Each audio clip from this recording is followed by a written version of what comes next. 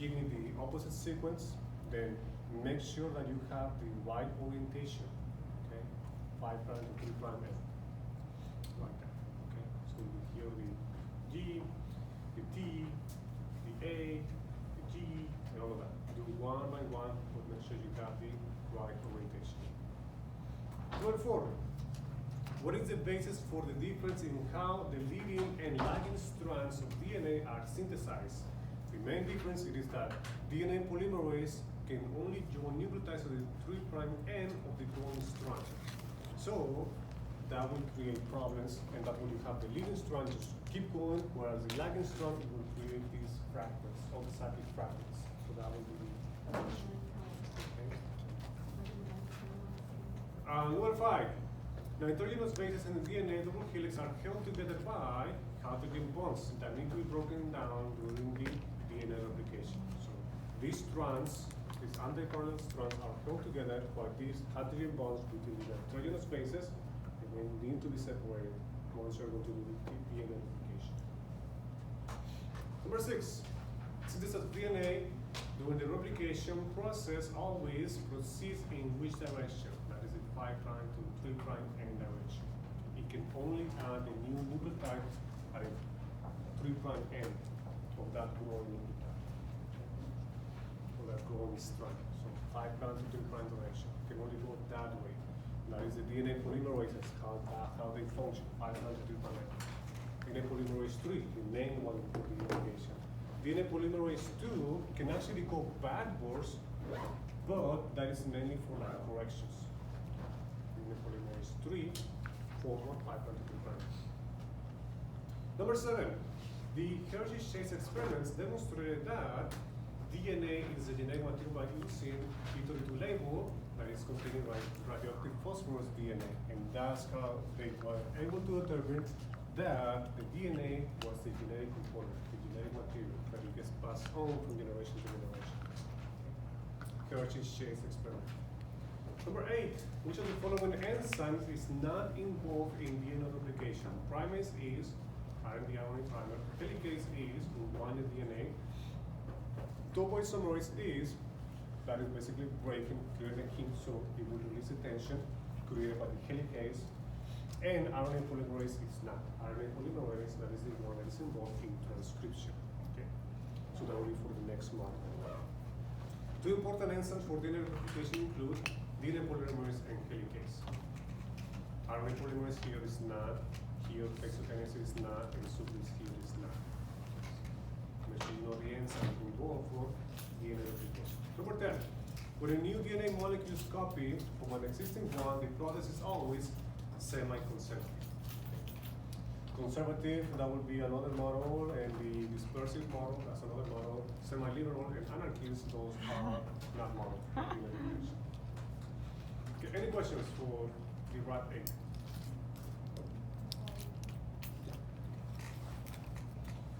All right, so let's go over here the slides for today's class.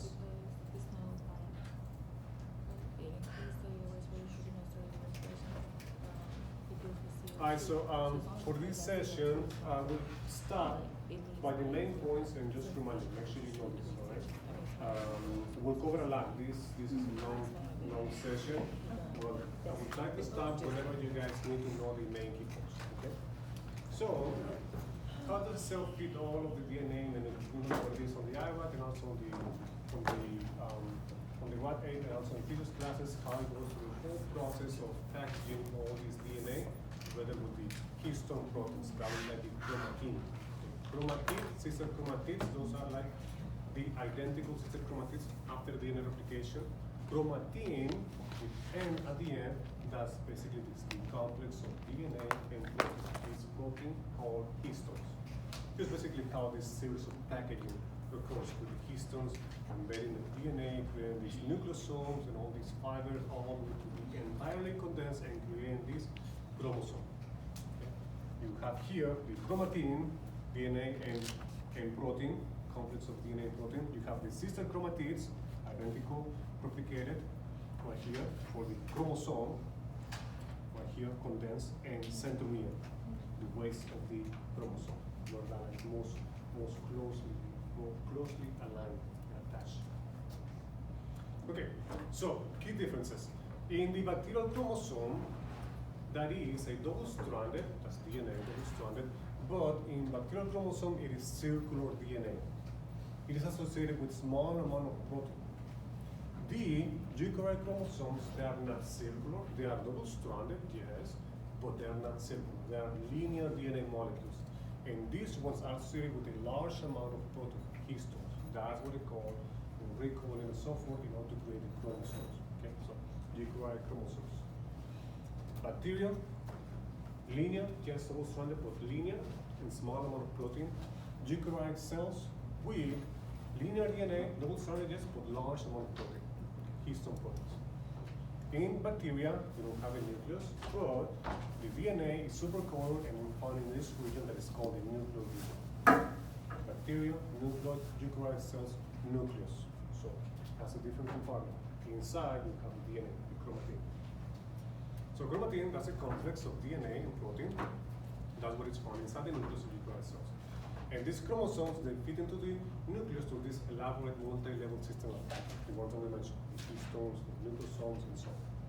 And this chromatin undergoes a striking change in the degree of packing during the course of the cell cycle, okay? And that's the one that I mentioned, to show you like different levels of packages. So how did we get to this point? I mean, yes, we know a great deal about DNA and how it has, these genes that are passing these traits and so forth, but how we get there? We know about the scientists that led us to these discoveries. And that is important because whenever there was this survey done in the US, whenever they asked them, can you name a living scientist? 83% say, I cannot. Only 17% say, yes, I can. Can you name a living scientist? And for these 70% that say, yes, I can name a living scientist, they put on these names, right? Yes, I'm not famous, right? Or some of them were living at the time. And the most majority after this one, let's say other, that's like 20%. Other. In this other region included Albert Einstein, which is not living, and Sherlock Holmes, which is not real, he's not a scientist, it's a detective, right? So, main answer is like, no, people in the US cannot name a living scientist. So, it's important, right? Because we're standing in the shoulders of giants, and these scientists, these great pioneers, they were the ones that discovered all of this, and now we have like really great technology to the point that pretty much what you can use in Microsoft Word, copy and paste, you can do that with DNA. Really amazing, right? So how did we get to this point? What were the important scientists that allow us to get to this point? So what is the genetic material? So in the 1869, like 1800s, chromosomes were sealed. So nucleic acid was isolated and identified by nature. Right? And the early 1900s, chromosomes, it was known that they are inherited, but which component is the genetic material? It was not known. Many people, they thought it was like the proteins because it had like many amino acids, right? Many amino acids compared to like in nucleic acid, only 4 nucleotides. Proteins, 20 amino acids, where you have more diversity, right? So many people thinking that it was like mostly like the protein, right? But the discovered genetic role of DNA began with this research by Frederick Griffith in 1928. Griffith, he worked with this bacteria, Streptococcus pneumoniae, and it has 2 strains, let's say like 2 cousins. These 2 strains of bacterium, one is pathogenic, the S strain, and the other one is harmless, the R strain. So he began to work with those strains of this bacteria. And the main point from his experiments is that he discovered that this harmless bacteria could take up some molecule and be transformed into the pathogenic one. So it can become from this R strain into the S strain. So something was uptaken and transformed that bacteria to be one type to be into another type. So that was the whole transformation. And that was done by Griffith. So how did he do this? So he had these experiments where he had these living S cells, pathogenic, right? That is a control. So he introduced these living S cells, pathogenic bacteria, into the mice, and the mice dies. Pathogenic causes disease, the mice dies. And then he also introduced these living R cells, those are the ones harmless, into the mice, and the mice was able to live. So the mice is healthy. Notice this, that this bacteria has this capsule, the pathogenic ones, whereas the harmless do not. So these bacteria with this capsule is able to avoid the immune system and therefore cause infection and the mice dies. This one do not have this capsule, so therefore the immune system is able to react and kill them, and therefore the mice is able to live. Right? So notice what happened then with the heat kill S cells. So he take these S bacteria, pathogenic, the one that causes disease, but now he killed them. So he put them in really high temperature. So he will kill these bacteria, which are pathogenic. He introduced these heat kill S cells into the mice, and the mice are able to live. Now the mouse is healthy. These pathogenic bacteria are now dead, and they are not able to cause infection, therefore the mouse is able to live. Okay? But notice here, this is the main key point from this one. Notice what happened. Now he's able to introduce this mixture of these heat kill S cells, right? The pathogenic ones, but they are dead under high temperature, and he combined those with the living R cells, the ones that are harmless. He introduced this mixture into the mice, and then the mice dies. So what happens, right? He recovered some bacteria from the blood samples of this mouse that died, and he found out that there were living S cells, pathogenic ones. Notice that. What's that? These were dead S cells, yes, but these were living, the harmless, the R1. So these R1s became the living S cells, yes. Was some sort of ligand transferred or something? So that is the whole concept of transformation, where these living R cells, harmless, uptake this component, these molecules from the dying, or for the ones that were dead, the heat kill S cells. And by taking this molecule for those dead cells that are pathogenic, they became pathogenic cells. Okay, that is a key point. Notice this, Dr. Jekyll, Mr. Hyde. Remember that? High school? Mm-hmm. Whenever just Dr. Jekyll took the potion, became like Mr. Hyde. That, you remember that? Okay, 5 extra credit points for reading that. Nice. Yeah, it is. Okay, no. Okay. But the same component. I mean, the same comparison, right? Here. It's classic literature.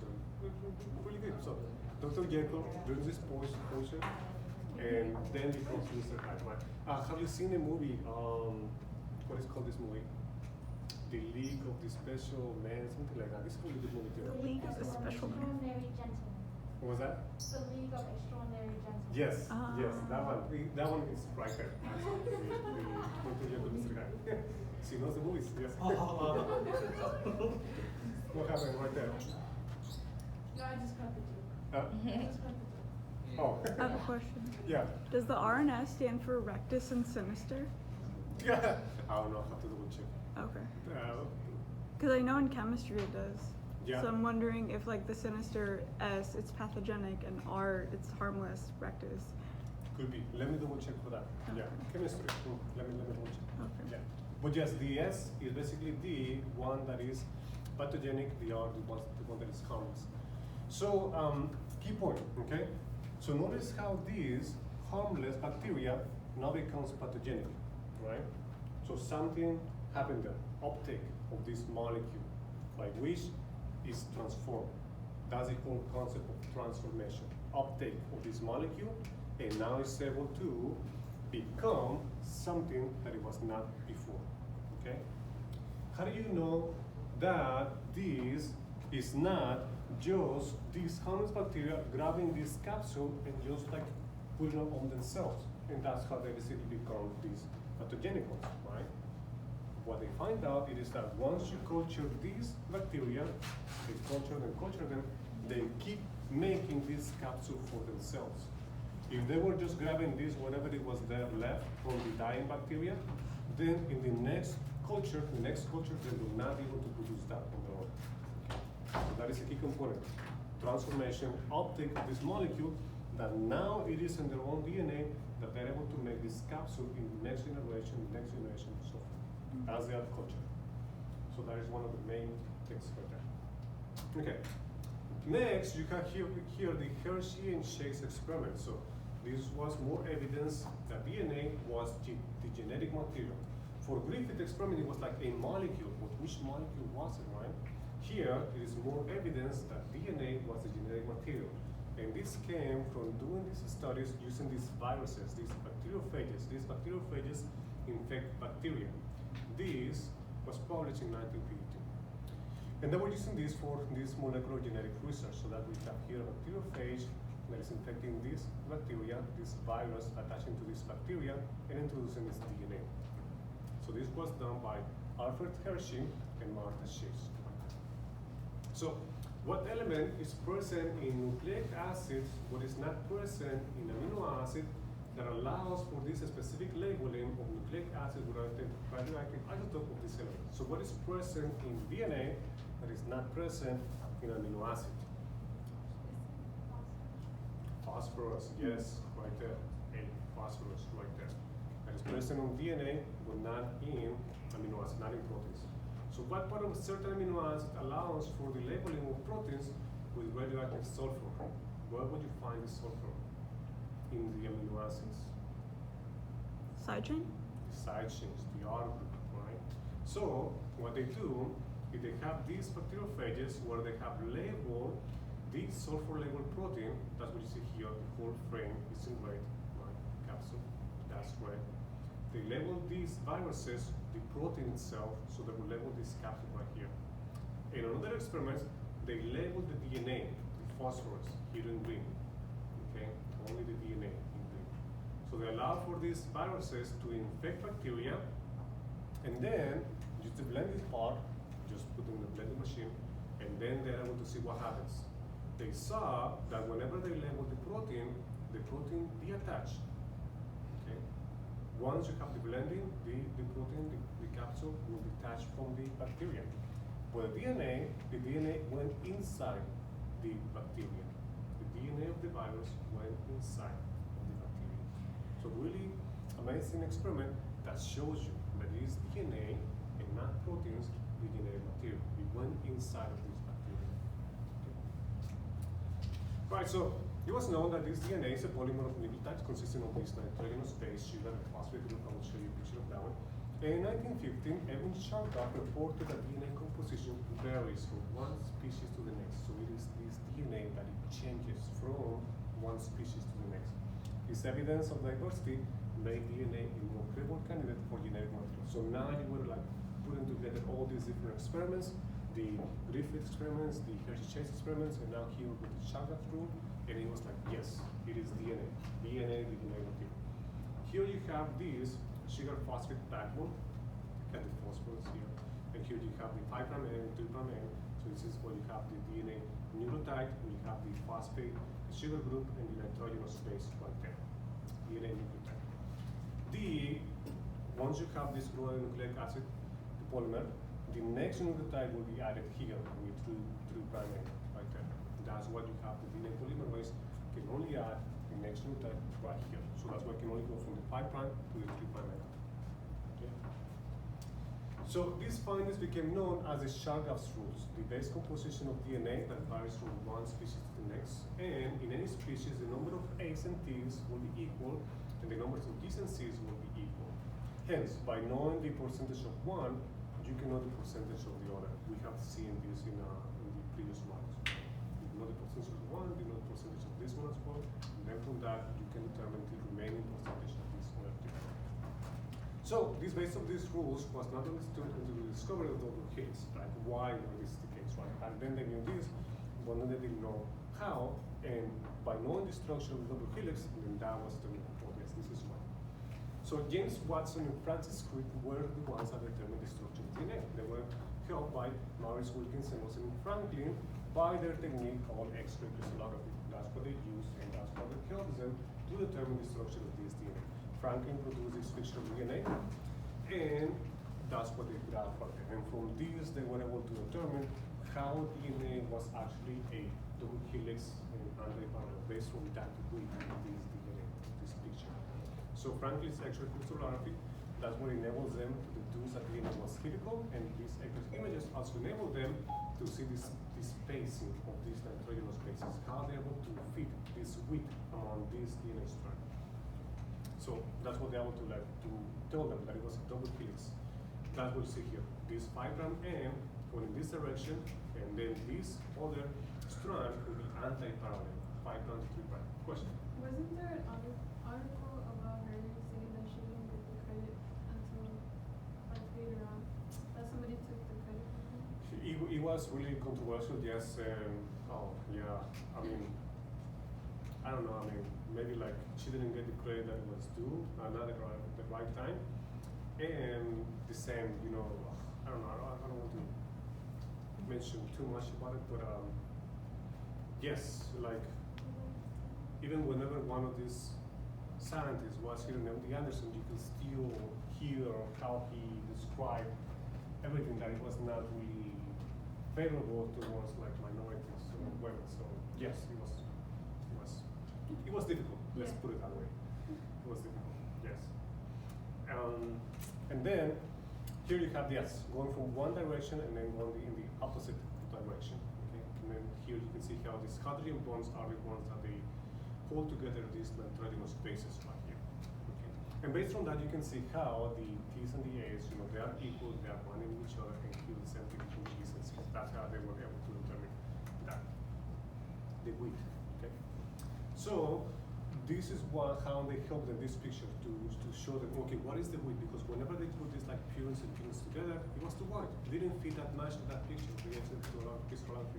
Whenever they put these parameters together, it was too narrow. So it was like 1 and 1, purine and parameter. That was consistent with the X-ray data. That's what basically helped them. So Watson and Crick, the reason that this term was more specific, that was dictated by this base structure. They determined that the A is only paired with the T's, and the G is only paired with the C's. And this Watson and Crick model, that's basically what explained the Chalmers rule. Okay, here you have basically the A's and T's. Notice here for the A's and T's, they can make 2 hydrogen bonds, and the G's and C's, they can make 3 hydrogen bonds. So just keep that in mind, A's and T's and G's and C's. Okay, so this relationship between the structure and function manifested here in double helix, and the Watson and Crick noted that the specific phase pairing is a possible copy mechanism for genetic material. So here, how does this DNA replication take place, right? So key stopping point. For the first part, make sure you know these scientists and the key experiments that they did in order to determine that the DNA is the genetic material. Make sure you know each of those experiments and scientists, okay? And then from that, it was the structure of DNA. The structure of DNA, make sure you know that the X-ray crystallography, how it helped them to basically note that it was the space, the width, the spacing. And it was one of those bases, one A's, one T's, that it basically matched together, consistent with the X-ray data. Okay? But now, how does it go from that to the DNA replication? So they proposed this semi-concentric model where you have this parental molecule, and then there is separation of these parental molecules to serve as templates. And then you will create the new strands on each of these templates. Okay? That is the semi-concentric model. In this process, you have the 2 strands of DNA, they open up, they serve as template, and then you have the new daughter strands, right? They are just copying itself. In other words, this new strand is going to copy and be identical as this opposite strand. The same thing here. This strand that is new right here will be the same, copying itself as this other strand. Okay? So they are just copying itself because they have the nitrogenous bases here. They are just going to make the one that is basically parallel to it. Okay? The opposite nitrogenous base that binds to it. Okay? The semi-concentric model.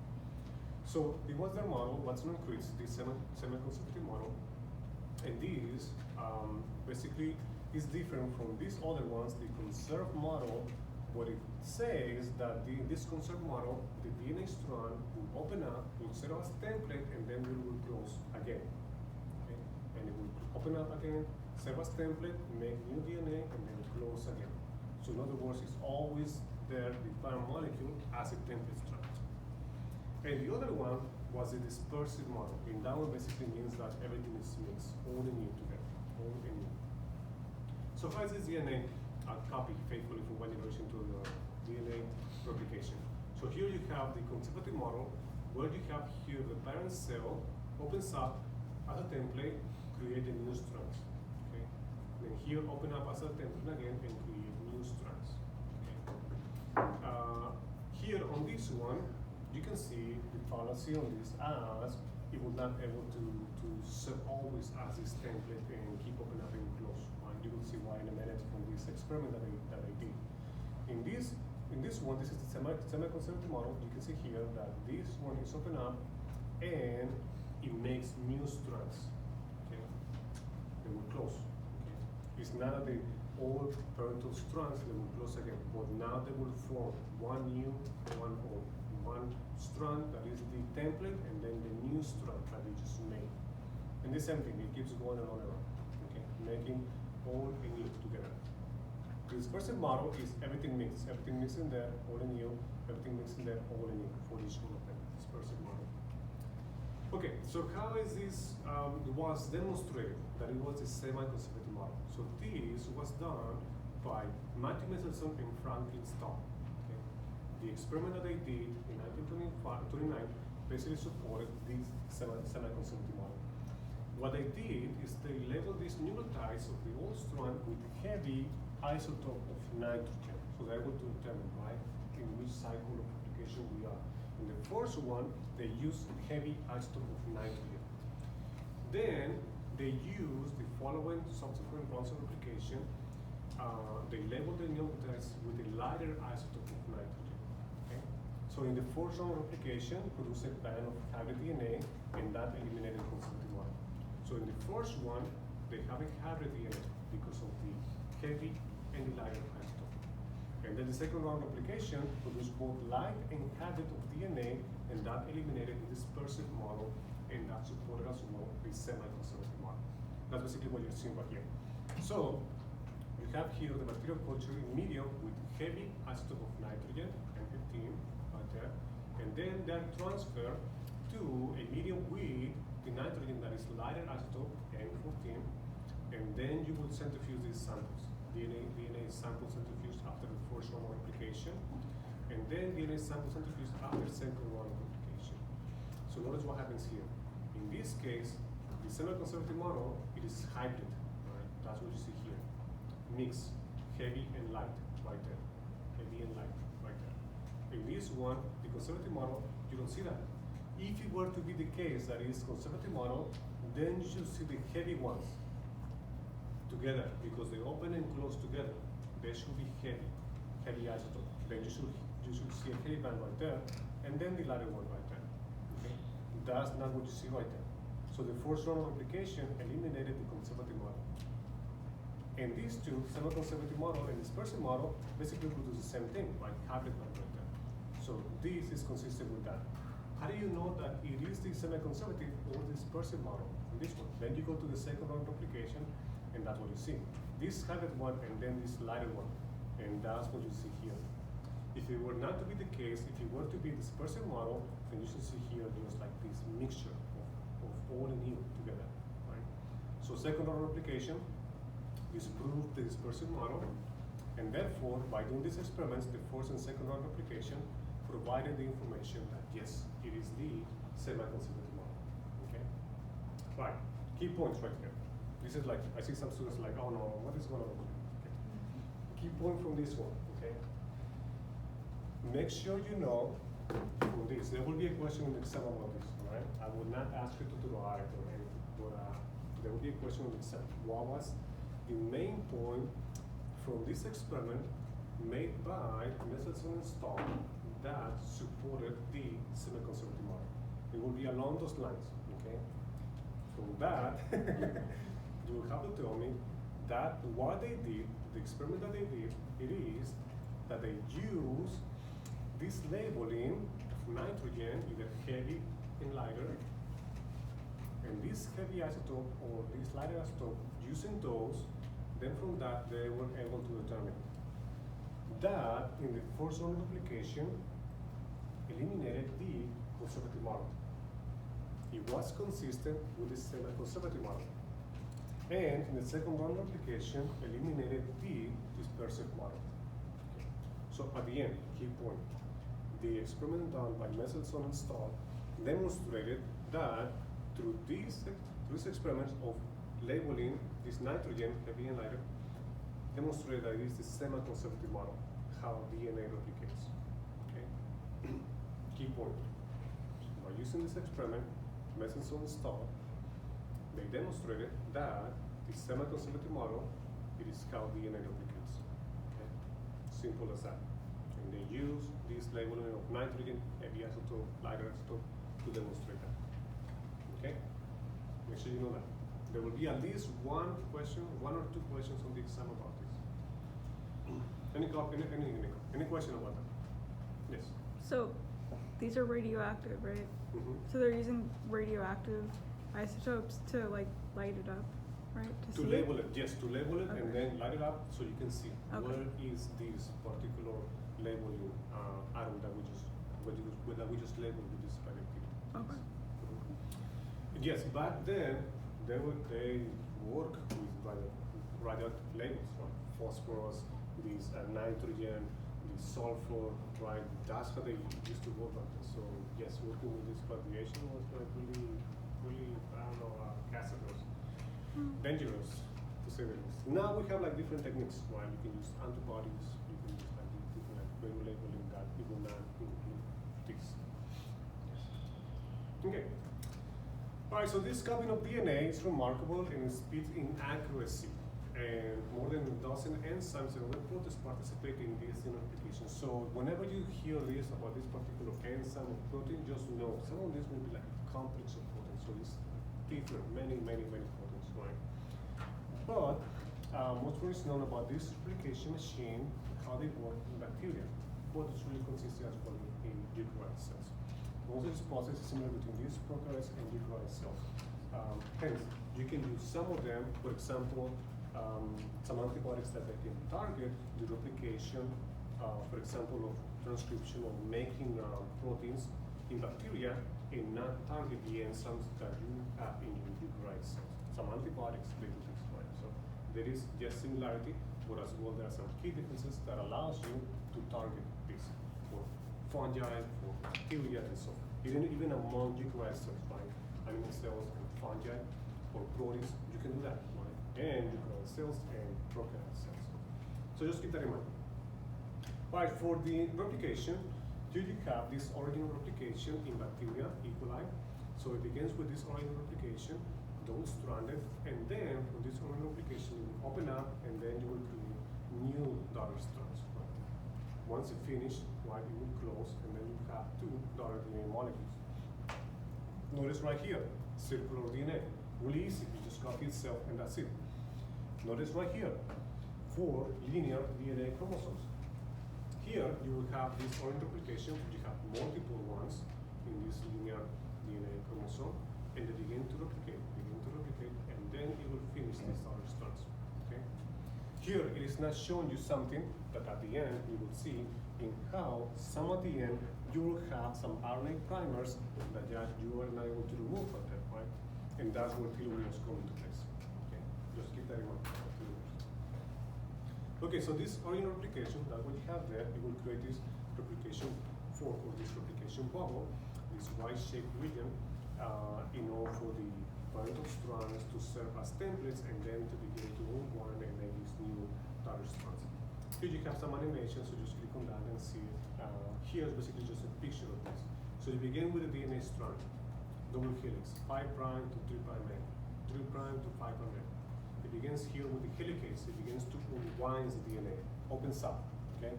And then you will have these single-stranded binding proteins that will serve to stabilize this replication fork. Then you will have here the topoisomerase that will break over here to release the tension and then seal it back together. As the DNA helicase is opening up the DNA, you create more tension over here, right? So that's when the topoisomerase comes into place. Then you have the primase right here, that is the enzyme that will add the RNA primer, and it will add it from the 5' to 3' direction. Okay. Notice here, it will go in this direction right here, 5' to 3'.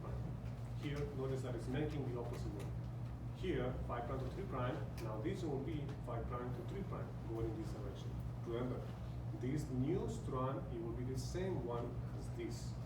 That's what it's making. Okay. So that's what you have right there. Here you have the primer, and then here you have the leading strand. Yes, question? What is a primer? The primer, that is this RNA molecule, that's the primer. That's the RNA molecule that will come and it will serve as an anchor for the DNA polymerase to attach and begin to elongate the new daughter strand from the template. So we'll copy, let's say that this is an A, nucleotide A, the DNA strand that is coming over here, that would be T. So DNA polymerase 3 will add the T next to the A right there. So it's making the new daughter strand. With DNA polymerase 3, it needs an anchor first, the RNA primer. Without this primer, DNA polymerase 3 cannot elongate, cannot create this new daughter strand. So will the primer go where the primase is at? The primase adds the RNA primer. Yes. The enzyme responsible for adding the RNA primer, it is the primase. Primase comes and adds the RNA primer, and that serves as an anchor for DNA polymerase 3 comes to attach and then elongates this new daughter strand. Okay. And that's what we have right there. The one that keeps growing is the leading strand. The other one will be the Okazaki fragments. Okay. That will be the lagging strand. So you have here the leading strand, and here the leading strand, and here the lagging strand, and lagging strand. And that will happen here on the other end as well, of the replication form. So that is happening on both ends, right here and right here. Okay. So one is like this, on the other end is like this. Okay. So helicase, those are the ones that want DNA, single strand binding proteins, so we want to stabilize the replication fork, and topoisomerase, that's the one that will relieves the strain that is caused by this type twisting. Okay, here's just a meme. I wish I were DNA helicase, so we can see the use. Do not use a pickup line. Well, only if you are a scientist, you are going to get another scientist, but yeah. Don't tell that to a business major. They will not understand. Okay, anyways. Alright, so you have this replication fork. Question? No? Question? No? Okay. So you have this RNA primer that is placed by whom? By who? Primase, right? Primase comes and has this RNA primer, and then you have here the DNA polymerase 3, notice here the sliding clamp as well, protein complex, many different proteins, right? It serves for the DNA polymerase 3 to be attached in there and to continue doing the elongation. So DNA polymerase 3 and now is able to elongate this template strand. Notice here 5' to 3' end. With the direction that DNA polymerase 3 is elongated, it is from the 5' to the 3' end. So it's making the opposite one. Okay? This one will be identical as this one right here. 5' to 3' end, 5' to 3'. It's making the opposite one. Okay? So it's making that one continue as DNA helicase continues to open, the DNA polymerase 3 continues to elongate. Okay? So if it continues to elongate, that is the leading strand, easy to identify. Okay? Now on the other end is the lagging strand. So on that one it will be more difficult. That it will basically be able to happen only if it continues to open and keep adding these primers. Keep adding these primers and continue to elongate and making these fragments known as the Okazaki fragments. And at the end you will have the DNA polymerase 3 that will remove the RNA primer to add DNA, and then you have the DNA ligase to join those segments together. Okay. Here another animation, you can see that. So here's basically what it happens, right, in different steps. Let's go over this, each one of these. So first, you have the primase, puts the RNA primer in there. Then you have DNA polymerase 3. It will continue to elongate, making the fourth Okazaki fragment. Once it reaches another primer, then it will fall off. The DNA polymerase 3 will detach. Okay?